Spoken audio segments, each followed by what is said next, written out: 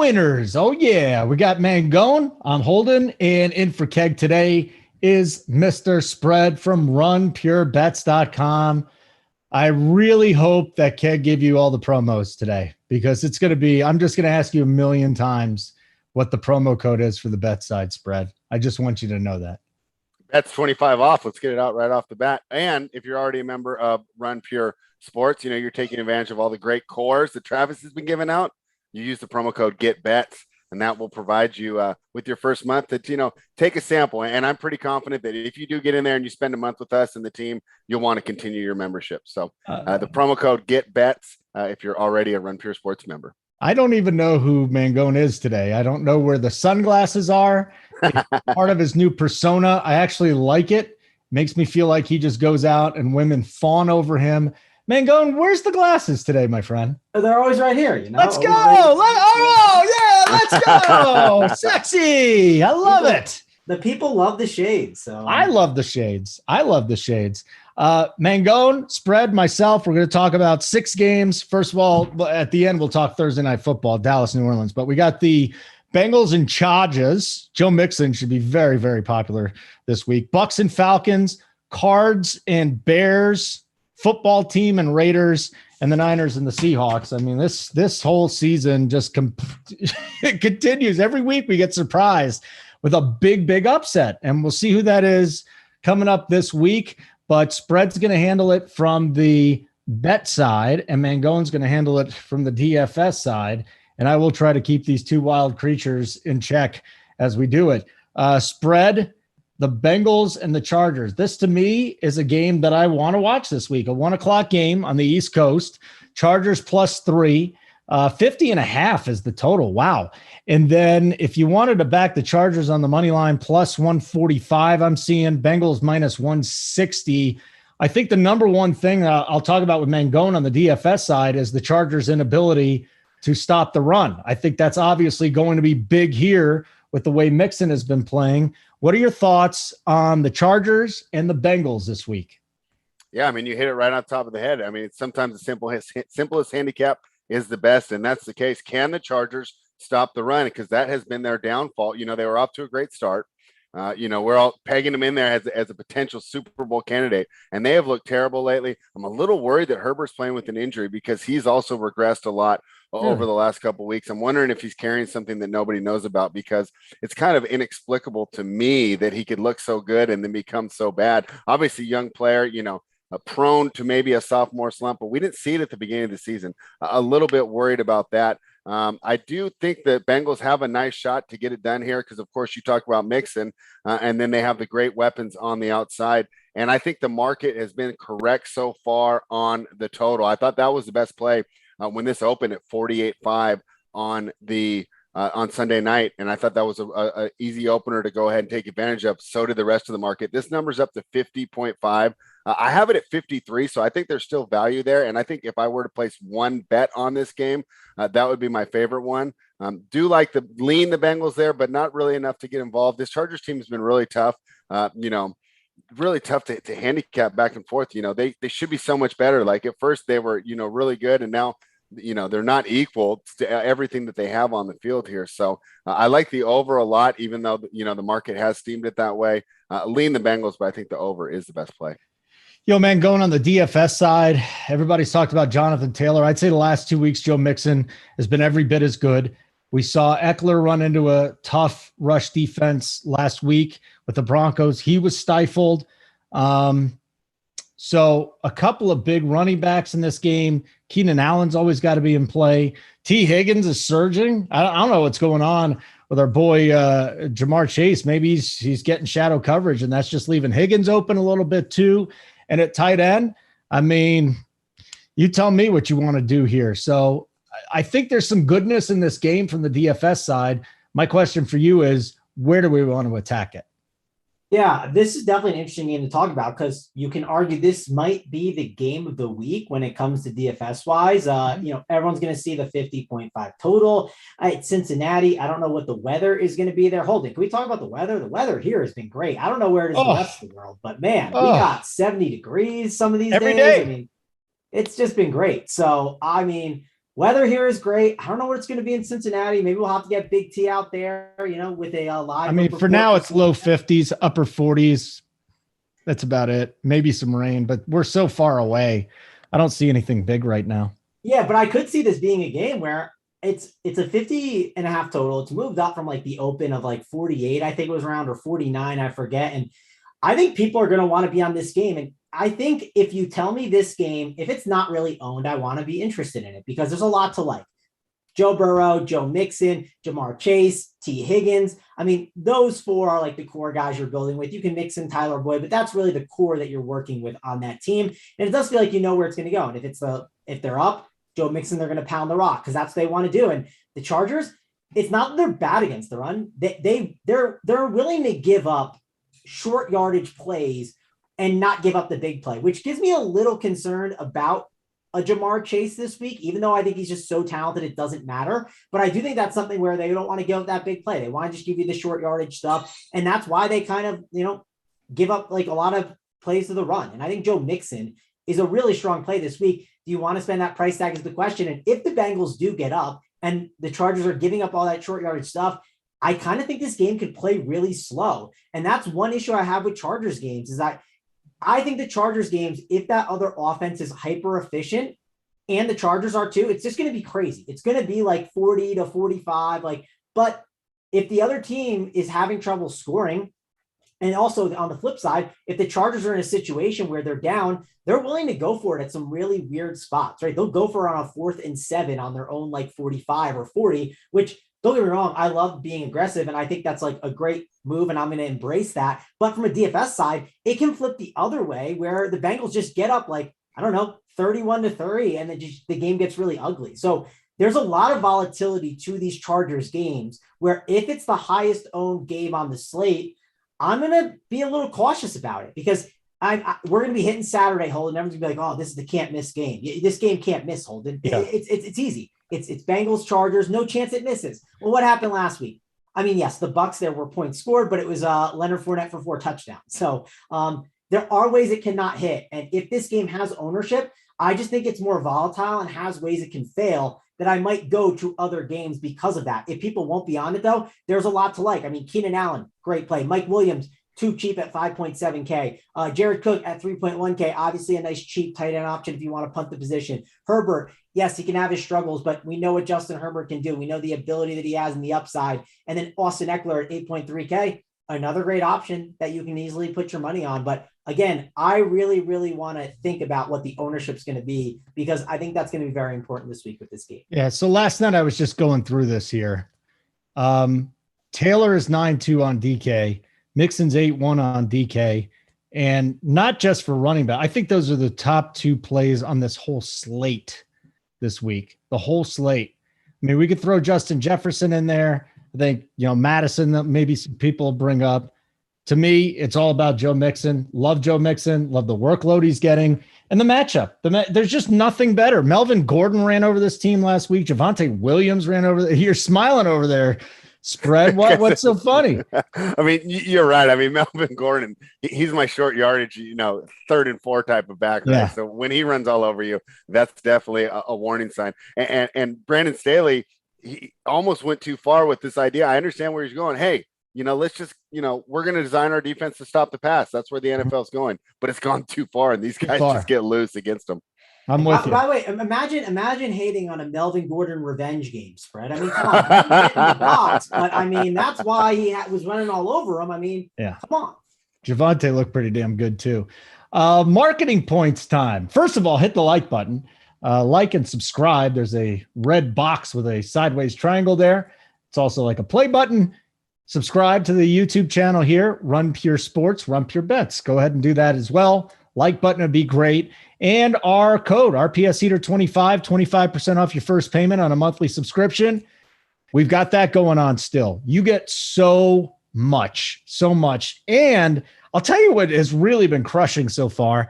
And it's something that I've just gotten into since I've been here for the last year and however many months. Showdown. I mean, members are just mashing on Showdown slates in the NFL. So you want access to our Showdown content? All you got to do is sign up for the DFS package. runpuresports.com, RPS Heater 25.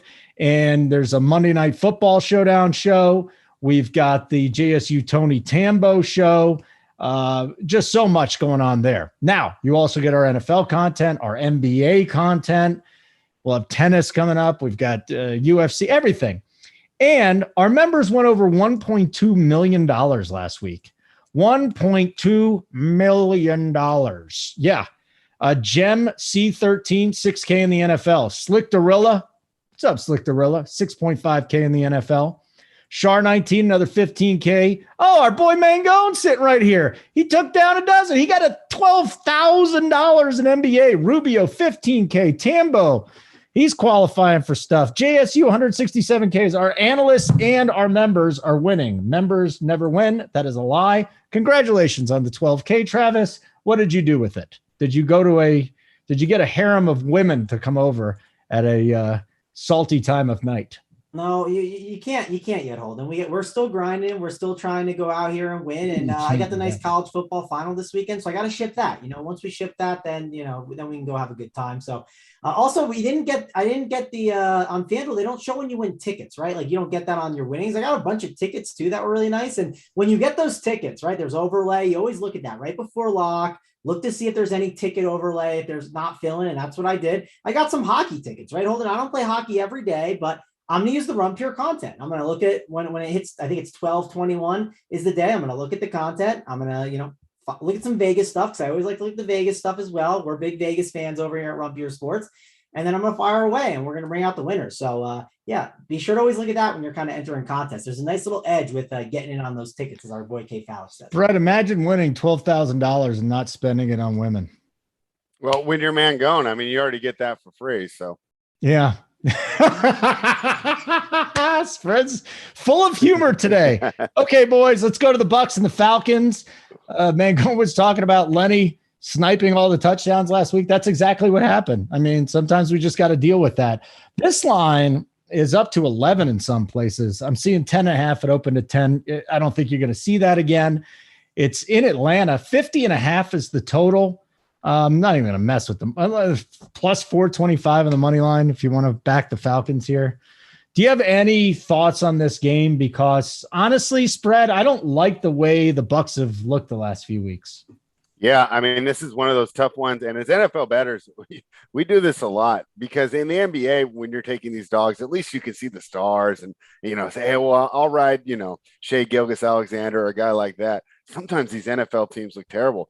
But unfortunately, you run the numbers, Atlanta at plus 11 is the right side. And it's going to be so hard to hit submit on that ticket. Especially with just the talent disparity between both teams, especially on the offensive side of the ball. Look at all the weapons the Buccaneers have. And then, the Falcons have Peterson and Pitts, which is not, they can't hold up on that side. But, the line is just too high. This is still a divisional matchup. The Falcons are at home where they do play better. And I think this also goes to the over. I like the over again in this one. And don't worry, I'm not going to give you the over on every game. There are some unders I like this week as well. But this is another one where the numbers are telling you over. I'm seeing a 50.5 right now. Again, this one came out to 53.5 for me. So I think the Falcons are able to score. If they are able to score, this game goes over and they can keep it close enough to cover the 11-point spread. Okay. I'm just looking at some of the numbers here too on the bet side. 91% of the handle is on Tampa Bay minus 11. 82% of the bets is on Tampa Bay minus 11. So the people with a lot of money betting and the people with not a lot of money betting are all thinking Tampa Bay covers this thing, man. And that doesn't matter to me. I just think it's interesting. Just the overwhelming amount of money coming in on Tampa Bay and the bets. Yeah, I'm really curious about that too. I would think that there's a bunch of, the older bettors that are just going to grab double-digit points at home in a divisional game right off the bat. I'm wondering if those guys are like me because I haven't put it in yet. I just think the line's going to go one way. And so I might as well wait and try and get a 12.5 or maybe even a 13 come Saturday night or Sunday morning. That's the only way I can explain that. I thought this would be a more even number at where they had put that line. Okay. Man, going on the DFS side of things with this game, I hope people are gun shy and they don't play Tom Brady because he's due to explode again. It's going to happen. Fournette isn't going to have all these touchdowns. And really, he's been disappointing the last 3 games. He hasn't gone off like we wanted. Thoughts on Fournette? Thoughts on which of the receivers for the Bucs, whether or not Gronkowski at this point is the one guy that we want? He's had a couple of nice games coming back from injury. And is there anybody on the Atlanta side that you would want to run it back with if Tampa Bay is your main stack? Yeah, I think this is a week that you don't have to force those run backs. I don't think it's necessary to. If you are going to force the run back on the Bucs stack, I think it's Cordell Patterson. I don't really want to do it with Kyle Pitts. I kind of think it's a mistake to do it with Kyle Pitts. Maybe I end up being wrong. Maybe this is the Kyle Pitts breakout game, but if I did, it would probably be the Cordell Patterson, man. When he is a guy that he's just really, I mean, running backs, they don't really matter too much, but for the Falcons, it does, because he's just a big enough playmaker where they need him. And if you just get to that second level, he's able to get, loose, and that's huge. So I do think that Cordell Patterson is definitely a good play. I do think the Bucs are in play as a good stack. My issue is, Holden, is this the week Antonio Brown is back, or do we got one more week that we're waiting? Not practicing yet.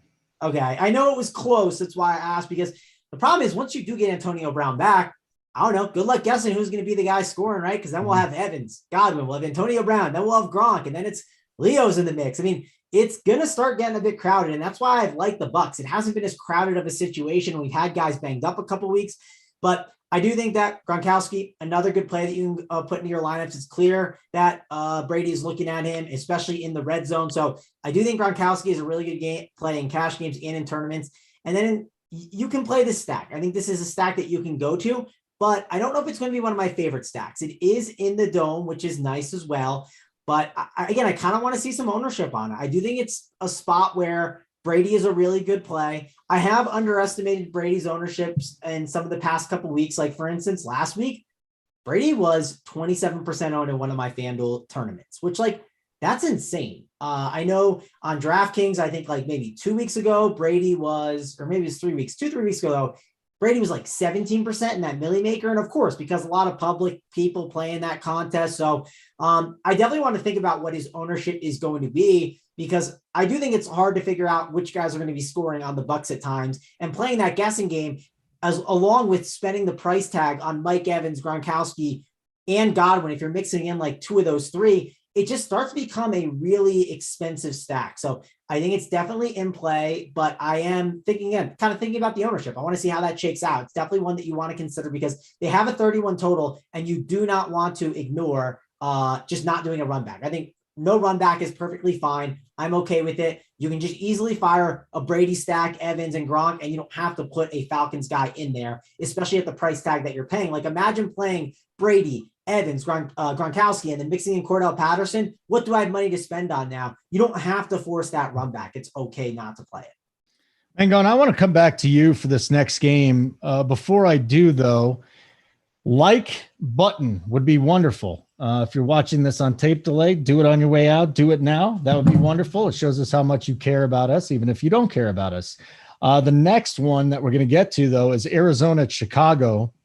Just to read the lines off real quick, it's Cards minus 7.5, 45.5 is the total.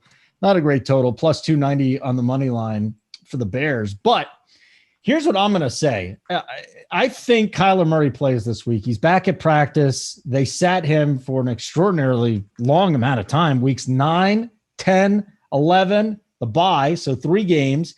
He's practicing this week. And when I play Kyler Murray, I want him to be as close to 100% as possible, because he doesn't perform as well when he's not 90, 100%. And it was nice to finally hear Cliff Kingsbury come out and say that. Okay, I don't know about Hopkins. He's running, but we don't know if he's going to play this week. He's been out a while. So my question for you, let's just start on the Arizona side here, and then we can get to the Bears in a minute. But if we find out that Kyler's coming back and playing and he's healthy, do you want any shares of Kyler Murray, or do you need to see it before you buy it? Yeah, I don't need shares of Kyler Murray. I'm not out there prioritizing it. I don't want to try again. I don't love trying to guess which. One, you have to get the stack correct, right? You got to be like, okay, I got the stack right. The Arizona Cardinals had a massive game. Then you have to figure out which guys it's going to, which can be a problem. And you know who else could score a lot of touchdowns? James Conner, who's been just doing it all year long. And I would not be surprised if the Cardinals were like, listen, we understand the team we are. We are a team that we have Super Bowl aspirations. We're not just a lame team anymore. And they lost JJ Watt. And I'm not trying to say JJ Watt is like this big game changer, but to them, JJ Watt matters. And they don't want to lose another guy. They understand they've already lost one guy to injury. So if they're not going to run Kyler if they don't need to. So if you do play Kyler, you better play a run back, right? You better play a Darnell Mooney, because that means this game was competitive. That's my kind of thought on it. If you don't think it's competitive, but you still think they put up points, I think the route to go is James Conner. I think he's definitely an option that could easily dominate here. You could see this Bears defense, which is not good right now because it's really banged up. You could see them having some struggles and really keying in on Kyler Murray because they're thinking it's Kyler. You know, we're very worried about him scoring, and James Conner could have a massive game. I mean, look at these game logs. His production at 5.9K on DraftKings and not a lot of ownership. Here's the last 5 games for you. 12.4, 14.2, 40.3, 15.4, and 20.9. And if you look since like week 3, where he's really started getting the work more and more, he's had double digits in every game but one. He is just way safer than people realize and has a massive ceiling to win you the slate. So James Conner is someone that I think gets really overlooked and is a great play even on the road because they're 8-point favorites. And I know the Bears, they're going to be a little more competitive at least. But I do think James Conner at the end of the day is going to be leaned on. And I think this Cardinals team is going to be hanging in games and like leading for the majority of the time where the run game is going to be used a lot. You know who else we need to talk about is Darnell Mooney. He's been good with Fields under center. He has been good with Dalton a little bit. The guy has 20 plus DK points in 3 straight. I mean, how do we not at least make a run at him? I love the idea of a Darnell Mooney and like a James Conner stack. Like, I think especially on DK, where like you get the 5.6K price tag on Mooney compared to a 6.7 over on FanDuel. I think he's fine on both sides. But that 5.6 tag is nice as long as Allen Robinson is out. And even if Allen Robinson came back, I would not be surprised if Mooney was still a really good option. So I'm not sleeping on this game completely. Obviously, it's in Chicago. Weather could matter. We're hitting December here. So that's something to monitor a little bit. But this definitely it's a game that when you kind of open up the slate, you're like, oh, Bears, Cardinals, I don't really want that much exposure to it. But when you look at the prices, you see the situations we're in right now. James Conner and Darnell Mooney are guys that if I'm playing MME, I'm mixing in throughout my lineups for sure. And I do think it's definitely a spot where if I look at the Millie Maker winner, I wouldn't be surprised if these guys are on it. And I wouldn't be shocked if, say you see the winning lineup and both these guys are on it. People will be like, that's like a crazy idea to do that. And they're low owned at like 5%. But why didn't I think of that? Like, it seemed very simple and easy. Just 2 guys that are getting condensed amount of targets to them. And it's perfect game scripts for them. I kind of I love Mooney early week, but he's just sticking out and it's not stopping. And I wonder as the week goes on, if it gets more popular, but he could on DK hold. And I certainly could see that. I'm curious to see what happens with that, but that 5K receiver range is just so loaded. We go game by game here, but I think I talked about this on the preview show yesterday, and let me just like mention all of the 5K receivers. I'll literally just only talk about them once I can get the DK, salaries up and everything, but it's crazy how many plays you can just play if you only play literally between 5.9 and I think it's 5K. Brandon Cooks, 5.9K. T. Higgins, 5.8. Hunter Renfrow against the football team, 5.8K in that dome. Michael Pittman in a dome against Houston, who's one of the best receiver on that team, 5.7. Mike Williams, 5.7. Darnell Mooney, 5.6. Deebo Samuel, Brandon Ayuk, 5.6K. And I didn't even mention who's a little bit more. Devonta Smith against the Jets could easily have a breakout game here. Chase Claypool against the Ravens. That range is just absolutely loaded where Darnell Mooney could easily get lost in the shuffle here. I don't know who is going to be the guy that rises to the top as like the number 1 guy in ownership, but I could easily see Darnell Mooney just getting lost in the shuffle and being 5%. Well, heavy lean toward going back to Waddle. Love Jefferson this week. And I think, if you can figure out a way to go really low elsewhere, that Mooney's got to be in the mix. I also like Brandon Ayuk early in the week too. I think he's going to get a lot more play against this awful Seattle team. What a disaster they've turned into. All right, spread, your turn on this game. Cardinals Bears, I'll give the spread again, -7.5 for the Cards on the road at Chicago, 45.5 the total. Yeah, and I'm seeing some 8s too. Once again, I agree with that market move. It's really hard to back the Chicago team right now. At full health, they weren't very good, and now they're banged up. So that's definitely an issue here. Looking at this injury report, once again, not good. I see Akeem Hicks out. Khalil Mack, we know, is out for the year. I see Eddie Jackson on here. He'll probably play, but he's not 100%. Gibson, questionable. So it's a really rough team. I teased it a little bit earlier. This is the game. I would lay it, but really the best play is the under, because I don't think Chicago is going to get you there. So the only way that it gets destroyed is if they give up that many points. But Mangone mentioned it, right? He's not giving out a bunch of receivers to target. He's saying James Conner, because they're going to get that lead, keep it on the ground, and go ahead and wind down this clock and get out of here. I really like the over. Chicago's only gone over 20 points 3 times this season. And like I said, I expect the Cardinals to control this game. They probably cover the spread, but the under is the best play. Yeah, one last thing I want to just throw in there here too. So Holden, sorry to cut you off, but did you cut yourself? Don't sleep on David Montgomery at no ownership. He is a running back that's going to see heavy amount of volume. And it's just not the worst play. He's one of those guys you pull up projections and he's going to pop and you're going to scratch your head, but he's just not going to be owned. No one is going to be like, yes, let me fire on a David Montgomery on the at home as dogs. It's just not going to happen. But David Montgomery and Andy Dalton, that offense has looked a lot better with those two, especially after the Thanksgiving bust, right? No one's going to be like, yeah, let me fire back David Montgomery, because everyone played the Thanksgiving slate. Everyone had exposure to him. So he might just not even be owned, and he could easily get you 20 fantasy points. And at that price tag, you just don't want to ignore that. I think that's a sharp call. I like that. I like that a lot, actually. Okay, so let's move on to our next game, though. Spread. We've got the football team visiting the Las Vegas Raiders. My favorite part about the Raiders is Jerry Jones still saying that they play in Oakland. It really does make me happy. I love seeing that stuff.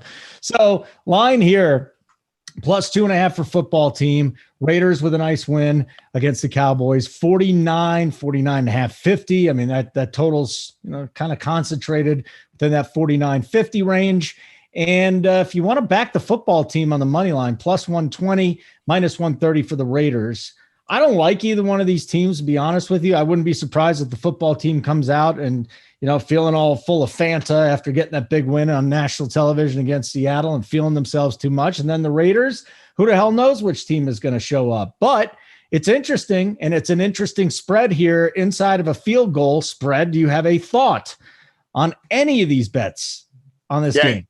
Isn't that great that we have the potential letdown spot for both teams? Obviously, the Raiders were the talk of the town on Friday after Thanksgiving, because not only did they win, they won in the most exciting game for fans to watch. So that was a lot of fun for the Raiders and the fans. But as people know who follow this team, they rarely, talk about, they're like the rock star, right? That once their album goes gold, they do a bunch of blow and lose all their money. And we see them on VH1 Behind the Music. Hey, they did great. They're good at battling adversity. Can you handle success? This team has never shown the ability to do that. And then we also just look at season trends for these teams. The Raiders always start strong, then they get bad in November and December, right? The football team did this last year, right? We counted them out and they went on a run in November and December. Why? Well, I credit the good coaching here. Jack Del Rio, former Raiders coach, always gets this defense in shape. And hey, we were worried, right? I talked about the injuries racking up against the Bears earlier. The football team loses Chase Young, right? Everybody thinking,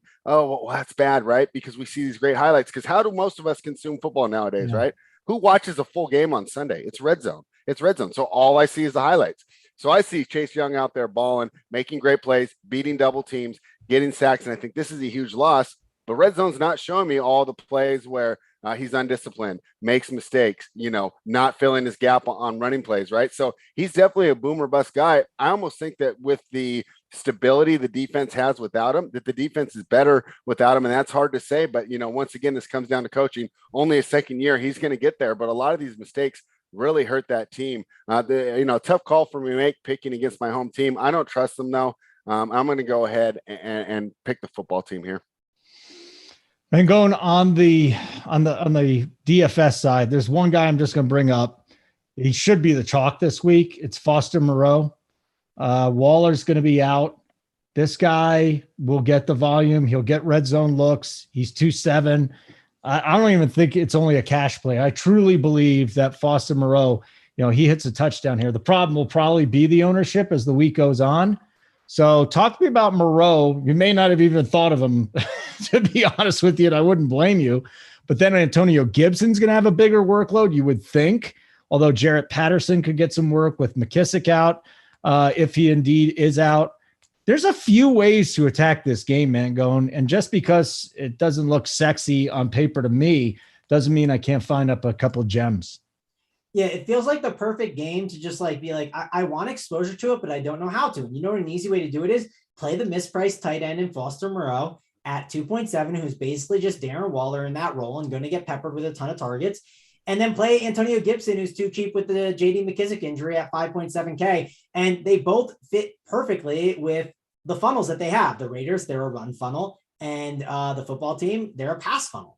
And naturally, I think it's going to be a stack, like a skinny stack combo that a lot of people play. Now, I'm not saying you can't play that. I think it's one that I'm definitely going to get exposure to. But as you build out your full lineup, if you plug that in and then you plug in like the highest owned stack of the week, like then what are you doing? You're just playing all the chalk together, because I'm assuming that's going to become the chalk.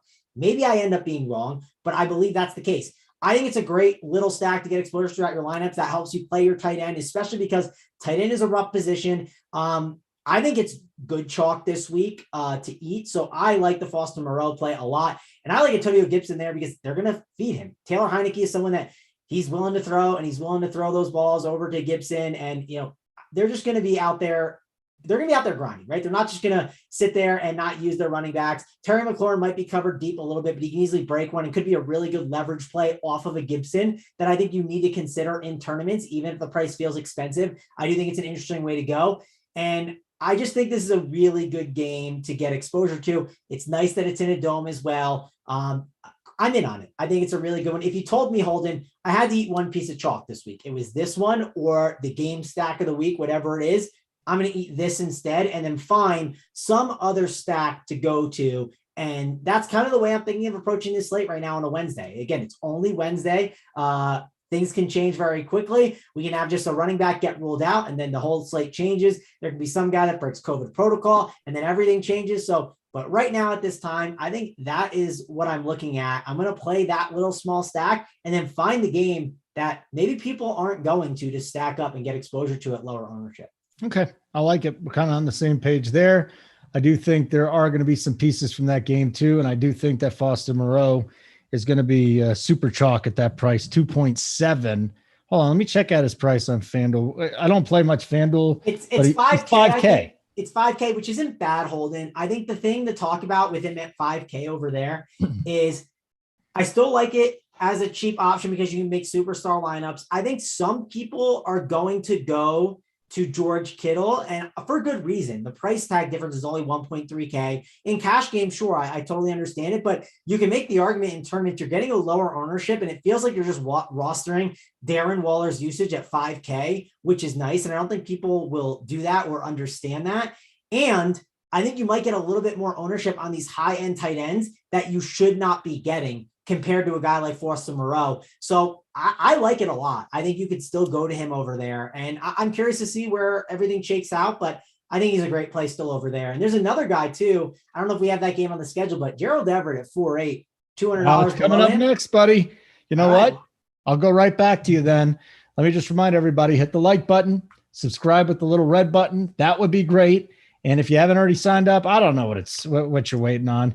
How many guys have said, oh, but I don't have the bank, I don't have the money to go sign up for it. And then they sign up and they're like, oh my God, this is the best thing. Now I'm making even more money. So just telling you, it's about as good a deal as it is in the business, the best deal in the business, bang for the buck, the knowledge, the recommendations you're getting. You get all these guys' cores, their player pools. You're getting a lot of player pools too. And every single sport, you're not just paying for NFL. You get NBA, just everything that's out there. So RPS Heater 25% off your first payment. 49ers Seahawks. Let's just go. It's a Monday night game. Everybody saw Gerald Everett go bananas, and that's who Russell Wilson was looking at. DK Metcalf. I don't know what the fuck to do with him anymore, man. I'm slapping myself in the head going, what is wrong with this guy? Why is he not doing it? I like Ayuk and my boy Eli Mitchell. Why is he only 6K? I just don't understand it. He's 6K on DraftKings. It's another week where he's mispriced. Yeah, I think Eli Mitchell, amazing play. Definitely going to be someone that I like to get exposure to. And that I talk about that receiver range being really loaded on DraftKings. That running back range too, like that 6K range. Like I'll just go through it real quick. We got Darrell Henderson, or let's start with James Robinson. James Robinson, even Barkley, you can make a case for it, 6.3K with the usage you'll see. James Robinson at 6.2, Darrell Henderson 6.1 against Jaguars, makes a lot of sense. Eli Mitchell, 6K, great play. Talked about James Conner. Myles Gaskin gets the usage, always finds a way there, and now gets the Giants, 5.8. Antonio Gibson, 5.7 that we talked about. Montgomery, we talked about, 5.6K. Jamal Williams, 5.4, who's going to see all the usage with no Swift, and that Vikings defensive line is terrible. Just an absolutely loaded range that you have to look at these guys and like them a lot. So Eli Mitchell, curious to see where his ownership comes in at, but at 6K, really like him. They're going to definitely pepper him a ton. And the Niners, what do they want to do? They want to run the ball. And that kind of brings me over to talking about Kittle, where you don't get points for blocking, Holden. You just don't. Like George Kittle, he's a great blocker, and they're going to use him when they're up in that moment. But when they are losing, when they're in a game that they are trailing, he is going to get peppered a ton. This is not the game I think to go to George Kittle. I can understand it from a safety perspective in cash games, especially on a site like FanDuel where the bonus doesn't matter as much, PPR doesn't matter as much, and where touchdown equity is important. And you know the Niners will probably have a good amount of touchdown equity against the Seattle Seahawks team because they're going to struggle against the run and they're going to find ways to get towards the goal line, and George Kittle could easily get in there. So I consider it a little bit more over there. But yeah, I think that Kittle on FanDuel is fine.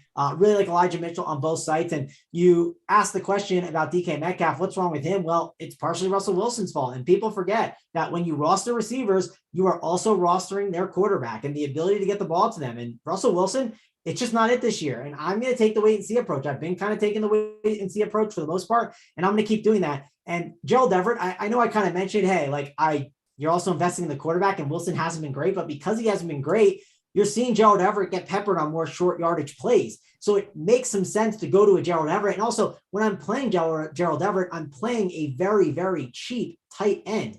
I'm not spending $7K for my receiver to do it, and it's not hurting my full lineup. So I think going to an Everett is okay if you would like to. I'm not saying it's like the best play in the world, but tight end isn't a fun position to roster. It's a great position to punt. And if you're looking for a punt, Gerald Everett is in play. Okay. Let's go to this from the betting side now. What do you make of the Seahawks? Russell Wilson is a mess. DK at Metcalf, their most explosive player. He's not getting work. They can't run the football. Defensively, they're kind of a disaster. And now the Niners on the other side are without their most potent offensive weapon with Deebo Samuel. I wonder, with this total sitting at 45.5, Niners minus 3.5 on the road, I wonder if the total if I could interest you in the total under in this game. Exactly. That's where I was going to go. I do like the under here. And this is a rare time where I'll take the favorite and the under, right? Because we know that usually favorites correlate to the over. But in this case, I do like the 49ers here on the road. This is tough, right? This is years of experience telling you, take the 3.5 at home. It's a divisional matchup, right? It doesn't matter that one team's terrible and one team's on the rise, but I simply cannot do it, right? And Russell Wilson, what a great player.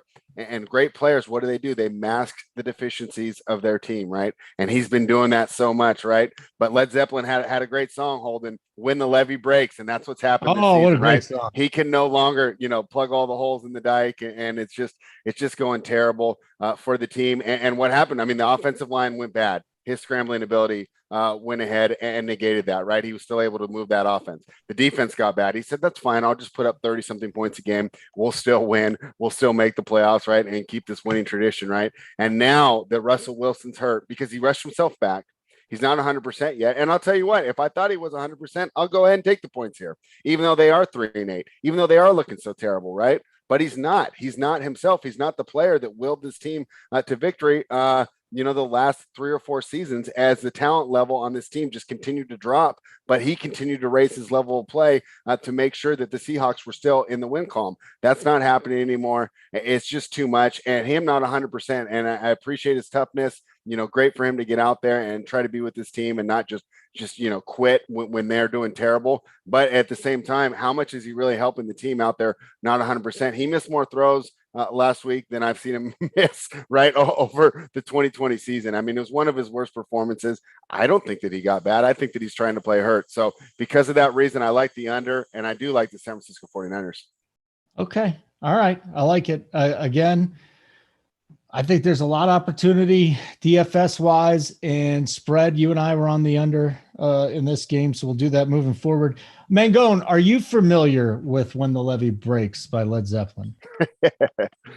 I'd have to hear it, right? I probably know it, but I'd have to hear the song. Like, that's just how it works. Like I was thinking of what's it called? Bye Bye Miss America Pie. They say the word levy in there at one point. That's what's coming to my head right now. You've heard of Led Zeppelin? Yeah. I'm sure if I heard the song, I God. would know it. Because you know what? I think it's on us, spread. We're just too old now. I knew that when I was making the reference. My fault. I said, Your I'm really fault. going to date myself, but I don't blame I him. figure with my avatar named after Fred Astaire, I'm allowed to come on here and be an old man. Oh, then if I heard the song, I think I would know it. And my stepdad, we're driving in the car. I've heard a lot of songs. You know what I mean? I've heard a lot of like rock songs, so I'm sure I know. I can't hear it all. Yeah, it's not coming up, Holden. Can't hear that? And I think you're going to get us kicked off the YouTube too. You could play it for 10 seconds or less and get away with it. Okay. So plus, that's like radio's number one rule: never play something off your phone. So if you're listening to this on a podcast, you drove with your stepfather out here. It was a wonderful time. Is that what happened, Mango? No, not out here, but like when I was a kid, right? I mean, I've done trips to Florida. Not those are long. No, they weren't. I just did one of those. It was quite interesting. Like button, subscribe. Let's go. Let's do it. We got one more game before we get to the Thursday night game. So 2 more games that we'll be discussing on this program. And the next one, do we want to bother with the Jags and the Rams here? The Keg picked this one out. Plus 12.5 the Jags on the road.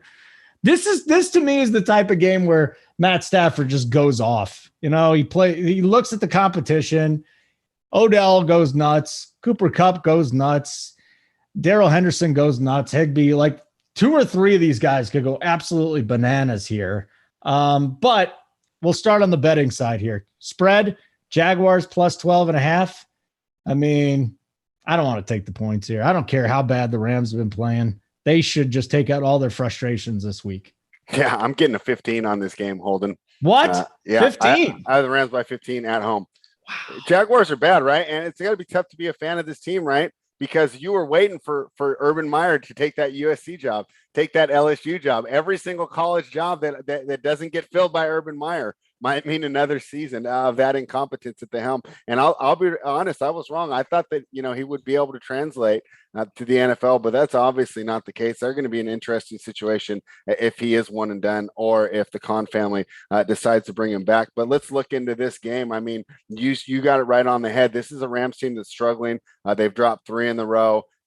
Stafford went from being an MVP candidate to, take the Lions out of Stafford, right? So they're hearing it all, and they're going to want to put up a big performance. And what a better team to do that against, right? It's just like, hey, you're struggling. Hey, let's just move the Madden down to easy, rookie level.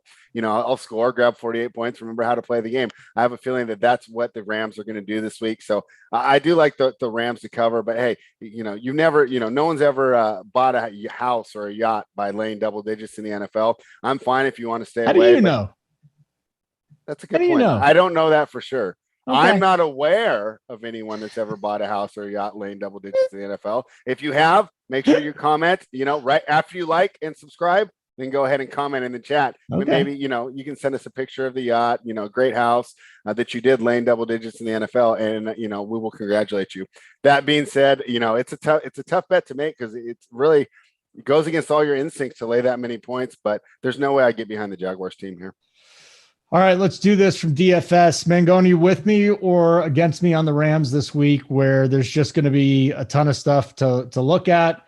Stafford, Henderson, Kupp, Beckham. If you want to go with Jefferson, Higbee, to me, there's just elite plays all around this. And you're saying, hey, I'm looking for the chalk. Maybe the Rams are the chalk. I mean, the Rams are going to be a good play. They feel similar to the Bucs, where you can easily play Stafford, Henderson, Cooper Kupp, and just move on. And you don't have to mess around with your lineup too much. You'd easily mix in a Van Jefferson, Odell Beckham, Tyler Higbee, all good options. I mean, I'm not going to ignore them. And you can also do run backs like James Robinson at 6'2". Certainly fine for a run back, even trailing, because they will pepper him and just give him work. And then James O'Shaughnessy at 2.6K helps kind of just play that punt tight end within your stack. So you can certainly do that. or you can just play it kind of naked without it. You don't need to do the run back with the Jaguars. This game is kind of simple. I can keep it quick. That's just really it. That's how you handle it. It just depends what you think is going to happen. I think the Rams are going to put up points. It just matters who's going to put the points up and how you mix and match without your lineup, because the Rams just aren't going to go out there and put up only 13. I mean, it's not going to happen this week. No, not this week.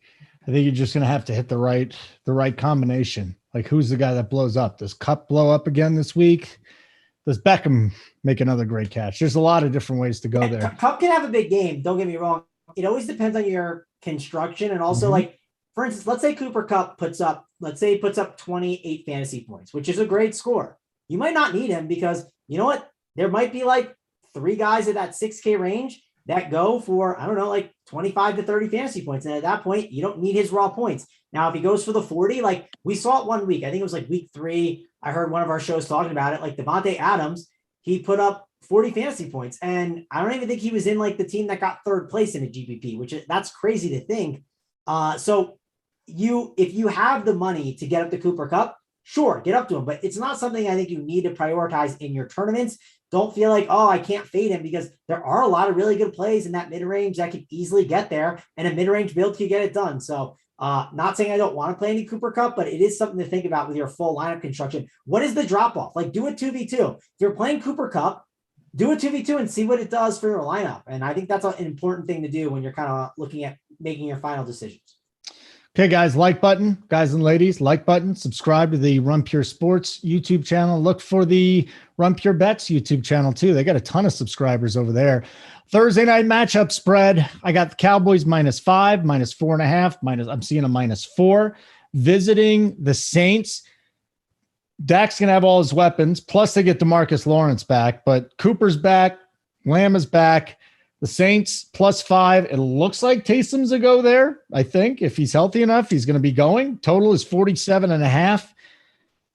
Both these teams had a week, so it's not like your normal Thursday night game, right? They both had a week to kind of sit and marinate. So give me your thoughts on this one. Cowboys getting healthy, man. It's tough for me to fade that. And then Big T's boy, Taysom Hill, we might see a lot of him this week.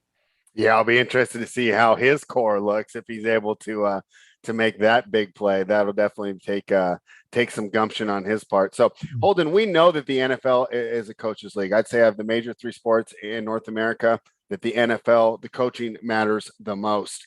And you know, a great coach can do so much for your team, but he can't do something with nothing, right? Let's use Denver for an example, right? You know, I know you're out there in Denver, you know, probably talking a lot of Broncos football. Look at Mike Shanahan when he had John Elway, right?